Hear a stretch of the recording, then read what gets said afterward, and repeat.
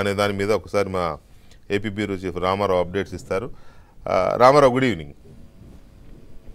Very good evening Ramarao, Jaganmohan Reddy గారి Bengaluru trips ఎలా సాగుతున్నాయి?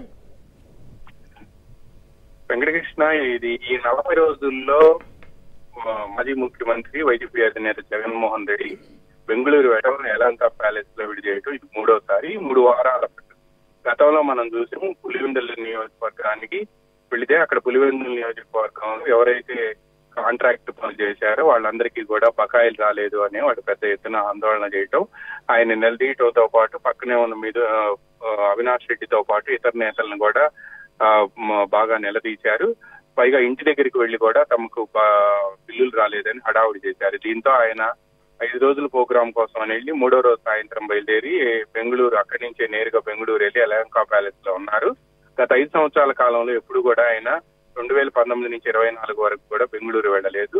మళ్ళీ పులివెందులు వెళ్ళారు. వాళ్ళ వైఎస్ రాజశేఖర రెడ్డి జయంతోత్సవాల సందర్భంగా అక్కడ ఇడుపులపాయ సమాధి వద్ద నివాళులు అర్పించి ఆ మరుసటి రోజు ఉదయాన్నే మళ్ళీ బిల్లులు కాల్ రావడంతో ఆయన మళ్ళీ యలహంక ప్యాలెస్ కి ప్రత్యేక విమానంలో బయలుదేరి వెళ్లారు. అయితే మీరు ఇంతకు ముందు చెప్పినట్టుగా కూడా గత అసెంబ్లీ సమావేశాలు మన సోమవారం ప్రారంభమయ్యాయి. అసెంబ్లీ సమావేశాలు ప్రారంభమైన నాటి నుంచి ఈ రోజు వరకు కూడా ఆయన అసెంబ్లీకి రాకుండానే ఒక రోజు వచ్చి ఆ మరుసటి రోజు అంతా కూడా ఆ గవర్నర్ ప్రసంగానికి నిరసన తెలిపేసి వెళ్లిపోయారు. ఆ మరుసటి రోజు ఢిల్లీ ప్రయాణం అయ్యారు. ఆయనతో పాటు విచిత్రం ఏంటంటే మండలిలో ఉండే ఎమ్మెల్సీలను కూడా ఎవరిని రానివ్వలేదు. అదే విధంగా శాసనసభలో ఉండే మిగతా 10 మంది ఎమ్మెల్యేలు కూడా ఎవరిని రానివ్వలేదు. అదేమిటంటే వీళ్ళంతా కూడా ఢిల్లీ తనతో పాటు ధర్నాకి తీసుకెళ్తున్నానని ప్రకటించారు.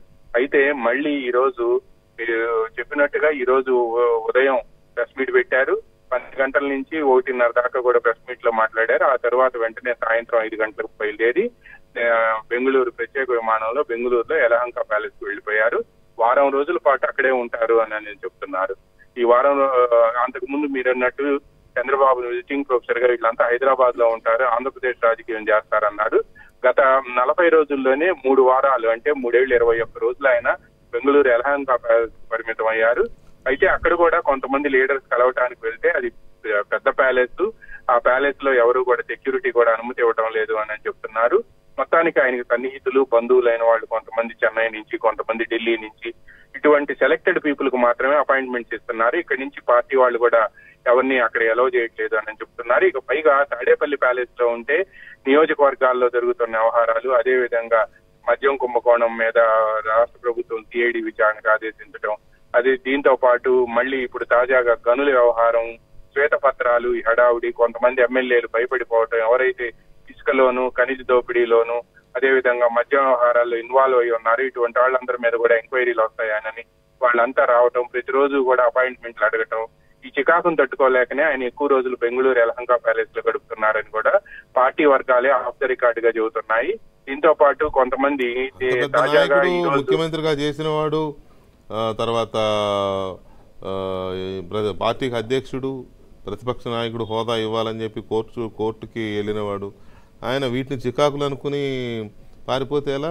వదిలేసి రాజధానిని వదిలేసి, అఫ్కోర్స్ ఆయనకి రాజధాని కాదేమోలే కానీ రాష్ట్రాన్ని వదిలేసి పారిపోతే ఎలా? అదే గ్రౌండ్ ను వదిలేసి వెళ్ళిపోతున్నారు అని కూడా వైసీపీ నేతలు అంటున్నారు. వీటన్నిటికి మించి ఈ రోజు ఇంకా ఈ గత 2 రోజుల నుంచి జరుగుతున్న డెవలప్మెంట్ ఏంటంటే అసెంబ్లీ ఇన్నర్ లాబీస్ లో పెద్ద ఎత్తున ప్రచారం జరుగుతుంది. మండలిలో ఉండే వైసీపీకి సంబంధించిన ఇప్పుడు కూడా వైసీపీకి స్పష్టమైన మెజారిటీ శాసన మండలిలో ఉంది. దానికి ఆ మండలిలో ఉన్న వాళ్ళు 10 మంది వరకు కూడా టీడీపీలోకి రాబోతున్నారు అని కూడా పెద్ద ఎత్తున ప్రచారం జరగటం. పైగా ఈ రోజు అసెంబ్లీలో ఇన్నర్ లాబీస్ లో లోకేష్ ని వెళ్లి అసెంబ్లీ శాసన మండలి డిప్యూటీ చైర్మన్ జకియా ఖాన్ వెళ్లి కలవటమే కాకుండా ఓకే ఇచ్చి కుటుంబ సభ్యులందరినీ కూడా పరిచయం చేసి ఆమె ఇటీవల కాలంలో కూడా జగన్ పై వ్యతిరేకంగా మాట్లాడింది. ఆమె నాయకత్వంలోనే దాదాపుగా మరో 10 మంది వరకు కూడా వెళ్లిపోతారని ప్రచారం జరుగుతుంది.